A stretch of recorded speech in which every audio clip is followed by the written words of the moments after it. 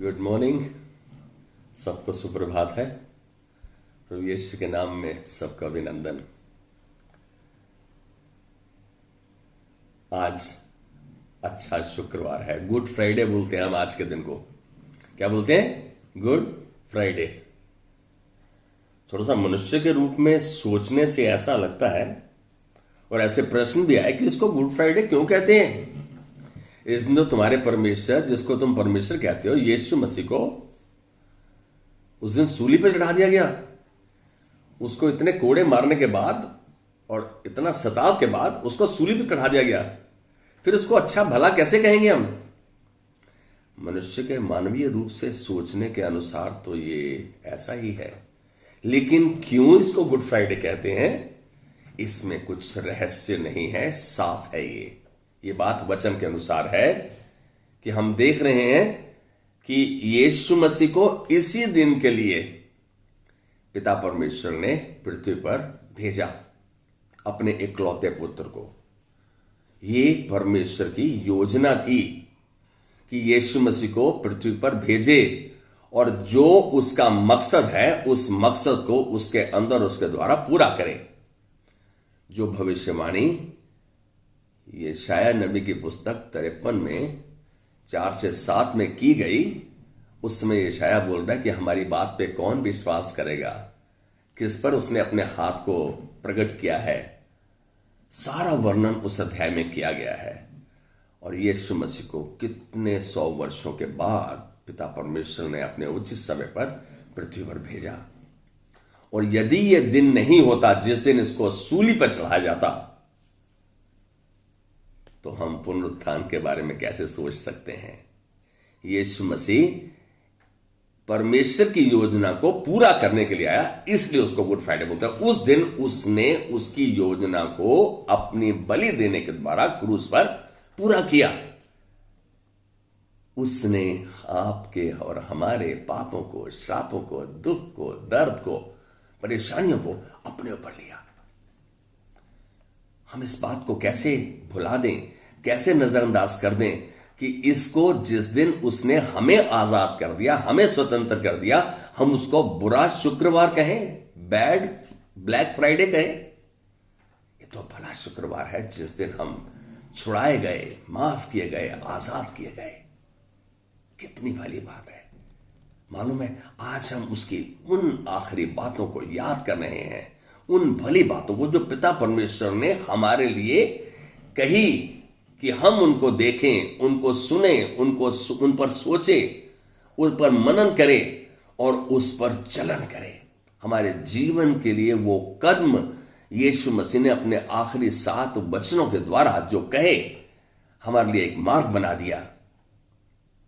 Black Friday नहीं, ये good Friday है। आज हमें शोक नहीं मनाना है, हमें आज आनंदित होना है, धन्यवाद देना है पिता परमेश्वर को कि प्रभु तुमने इस दिन को बनाया कि यीशु हमारे लिए इस संसार में आया और उसने वो किया जिसके उस मौत के साथ जो मौत हमको सहनी थी। आज आइए उन आखिरी शब्दों पर मनन करेंगे, उन आखिरी शब्दों को पढ़ेंगे, उनको सुनेंगे, उसके अर्थ को जानेंगे। हम अपने पवित्र शास्त्र को खोलें और अपने पवित्र शास्त्र में लूका रचित सुसमाचार में 23 अध्याय में 34वीं आयत को देखेंगे हम। 23 अध्याय में 34वीं आयत को देखेंगे हम। इस पर यीशु बोला, हे परमपिता, इन्हें क्षमा करना, क्योंकि ये नहीं जानते कि ये क्या कर रहे हैं। ध्यान से देखो तो यहां पर माफी को दर्शाया गया है। इन्हें माफ करना, ये नहीं जानते ये क्या करते हैं। आप देखो कि ऐसी परिस्थिति में जब आदमी सूली पे चढ़ा हो, उसके हाथ और पांव में कील ठुके हों, ऐसे में प्रार्थना की मनुष्य रूप से सोचे तो क्या संभव है। लेकिन क्योंकि वह स्वयं परमेश्वर पिता की इच्छा को पूरा करने के लिए आया, उसने इस बात को देखा कि ये लोग जो ऐसा करते हैं ये नासमझ हैं, इनको पिता की योजना के बारे में ज्ञान नहीं है। उस समय भी वो मध्यस्थता की प्रार्थना कर रहा था और पिता से कह रहा था, इन्हें माफ कर पिता, ये नहीं जानते क्या करते हैं। मैं यहां कहूंगा कि ऐसी परिस्थिति में जब माफ करना असंभव दिखता है उस समय माफ करें, क्योंकि यीशु ने ऐसा करके दिखाया। कैन यू से आमेन विद मी? ये हमारे लिए एक शिक्षा है। हम माफ नहीं कर पाते लोगों को, लेकिन यीशु ने करके दिखाया कल्वरी क्रूस पर ऐसी परिस्थिति में जबकि असंभव का सा दिखता है। जो उसने किया वही हमें करना है। जो गुरु करता है वही चेले भी करें। आज हम उसके चेले कहलाते हैं तो हम ऐसा करें। माफी को माफ करना ना भूल जाएं, माफ करें और भूल जाएं, ना कि माफ करना ही भूल जाएं। हम दूसरी आयत में देखेंगे लूका रचित सुसमाचार में 23 अध्याय में 43 आयत में 23-43। यीशु ने उससे कहा, मैं तुझसे सत्य कहता हूं, आज ही तू मेरे साथ स्वर्ग लोक में होगा। माफ करने के बाद माफी दो, माफ कर दो और यीशु से पूछो, यीशु से कहो, यीशु से मांगो। माफ करके यीशु से मांगो और देखो कि तुम्हारा टिकट जो स्वर्ग का है वो पक्का हो गया। तुम यीशु के साथ स्वर्ग में होगे, क्योंकि यीशु ने ऐसा कहा। यीशु ने, क्योंकि उसके दाएं हाथ पे जो चोर था उसने ऐसा कहा कि प्रभु जब तो अपने राज्य में आए तो मुझे स्मरण करना, मुझे याद रखना। उसने कहा आज ही तो मेरे साथ स्वर्ग में होगा। तो उसने कहा, माफ किया यीशु ने, उससे पहले उसको माफ कर दिया और उसके अनुसार, अपने शब्दों के अनुसार उसको कहा कि आज ही तो मेरे साथ मेरे पिता के घर में होगा। आपकी स्वर्ग की टिकट पक्की है जब आप माफ करते हैं और यीशु से मांगते हैं और बोलते हैं। कैन यू से आमेन विद मी? अगली आयत में देखेंगे यूहन्ना रचित सुसमाचार में 19 अध्याय में 26 और 27 आयत देखेंगे हम। यीशु ने जब अपनी मां और अपने प्रिय शिष्यों को पास ही खड़े देखा तो अपनी मां से कहा, प्रिय महिला, यह रहा तेरा बेटा। फिर वह अपने शिष्य से बोला, यह रही तेरी मां। और फिर उसी समय से वह शिष्य उसे अपने घर ले गया।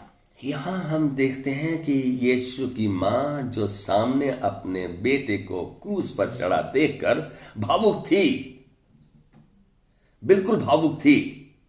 शायद उसके आंसू उसकी गालों से टपक कर मोती की तरह बह रहे थे, देख रही थी। उससे वो परिस्थिति उसकी समझ में भी नहीं आ रही थी, लेकिन यीशु उस समय नियंत्रण में था, बिल्कुल नियंत्रण में था। यीशु बिल्कुल भावुक नहीं था। उस समय उसने अपने चेले को बोला, ये तेरी मां है, इसका ख्याल रखना। और उस समय से वो उसके साथ हो ली। आप देखो कि ऐसी परिस्थिति में जब यीशु सूली पर लटके हुए हैं उस समय भी वो भावुक नहीं हुए, जबकि उनकी मां सामने भावुक थी। आज हम यीशु के चेले हैं तो यही चरित्र का चित्रण, यही हमारे चरित्र से, हमारे चाल चलन से, हमारे जीवन के रवैये से दर्शाया जाना चाहिए कि हम किसी परिस्थिति में भावुक नहीं हो, लेकिन ये जानते हुए कि यीशु मुझ में है और मेरे साथ है, हर परिस्थिति नियंत्रण में है। यहां ये हमारे लिए एक शिक्षा है, हमारे लिए एक एडवाइस है, हमारे लिए एक तौर तरीका है जिसको हमने अपने जीवन में लागू करना है कि हम आपे में आपा नहीं खोएं, लेकिन नियंत्रण में रहें, ये जानते हुए कि यीशु ने मेरा नियंत्रण लिया हुआ है और मैं वही दर्शाऊंगा जो उसने दर्शाया। आमेन। हम अगली आयत में देखेंगे, यो हमने अभी देखा, यहां पर हम अगली आयत में देखेंगे मरकुस का 15 का 34 पढ़ेंगे। हम मरकुस 15 का 34 पढ़ेंगे।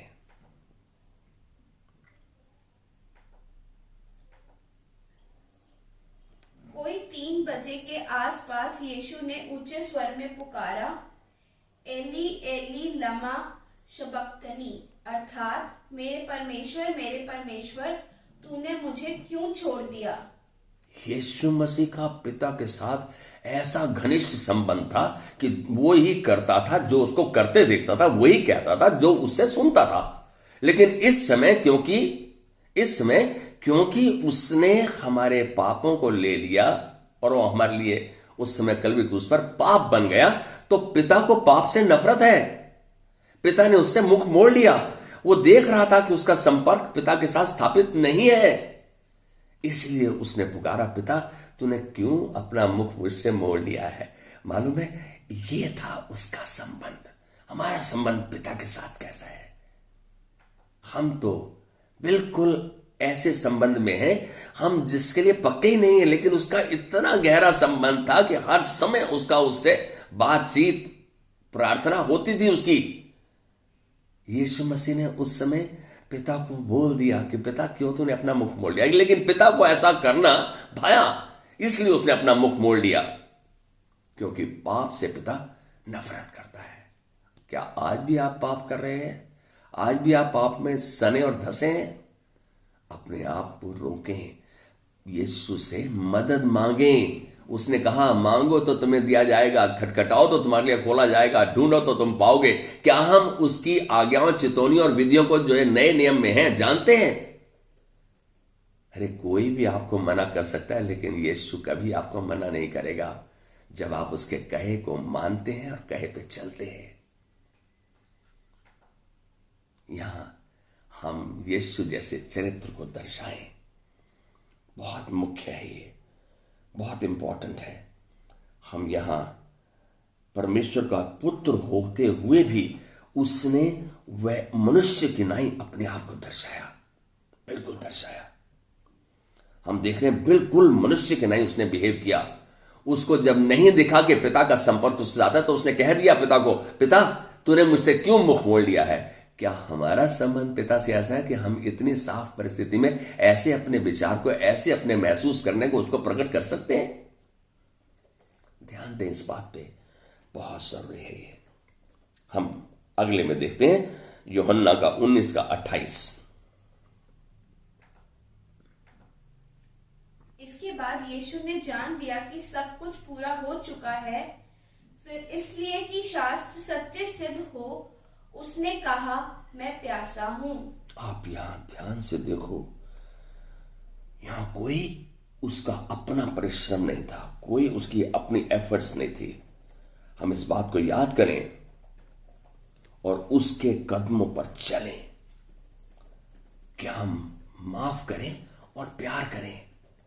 उसने जन से प्यार किया और उसको दर्शाया, अपने आप को सूली के हवाले कर दिया। उसको मालूम था कि वो आनंद के पिता के साथ ये जन जुड़ जाएंगे, इसलिए उसने हंसते हंसते क्रूस को सह लिया।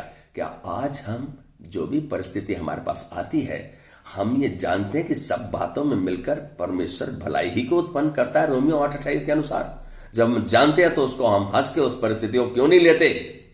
क्यों रोने धोने लगते हैं? क्यों ऐसा महसूस करते हैं कि बस मेरी जैसी परिस्थिति किसी को है ही नहीं?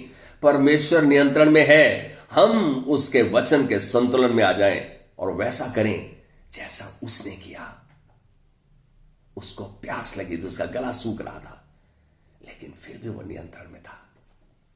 कैन यू से आमेन विद मी? हम अगली आयत में देखते हैं यूहन्ना 19 का 30। फिर जब यीशु ने सिरका ले लिया तो वह बोला, पूरा हुआ। तब उसने अपना सिर झुका दिया और प्राण त्याग दिए।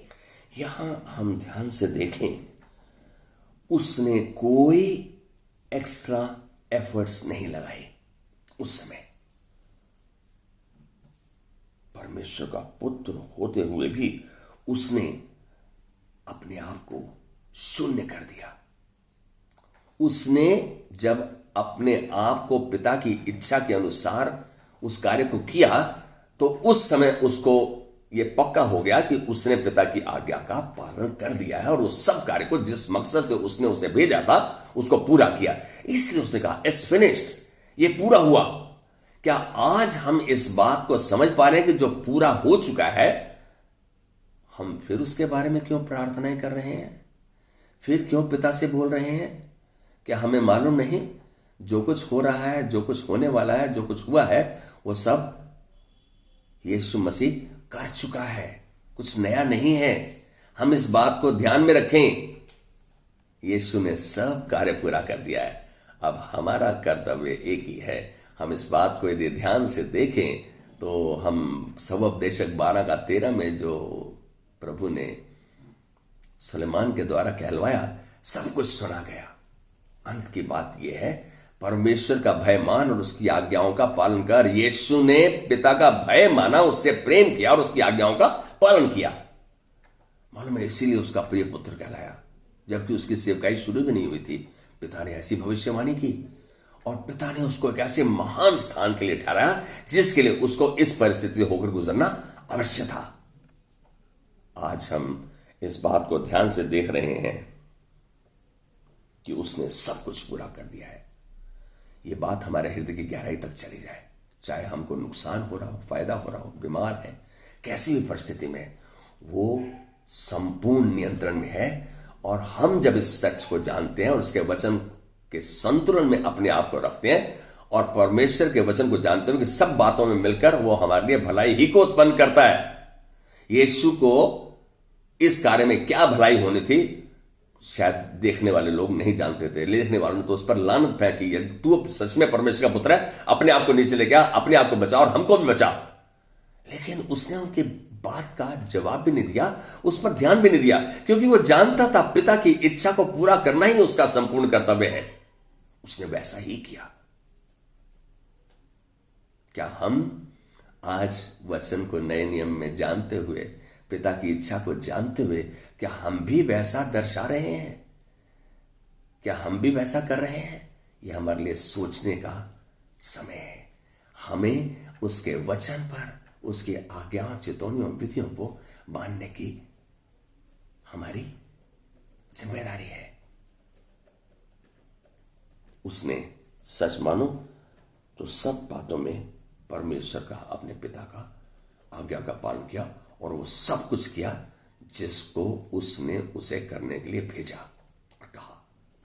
हम आखिरी आयत देखते हैं, लूका का 23:46, जो यीशु के आखिरी शब्द थे। हम 7वें शब्द को देख रहे हैं।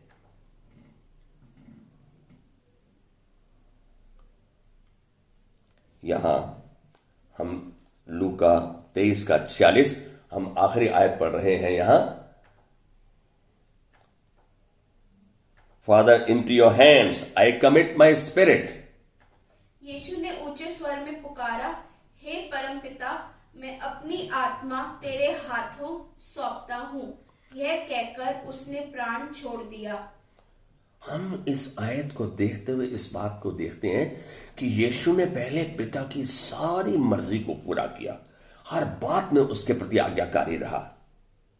इसलिए शैतान उस पर हाथ रखने की जरूरत भी नहीं कर सका, उसके नजदीक तक में नहीं आया। इसीलिए यीशु अपनी आत्मा को पिता के हाथ में दिया। अंत में हम तो अपने भले की बात सोचते हैं, मेरे लिए क्या फायदेमंद है, मुझे ये कैसे मिलेगा, मेरा कैसे होगा।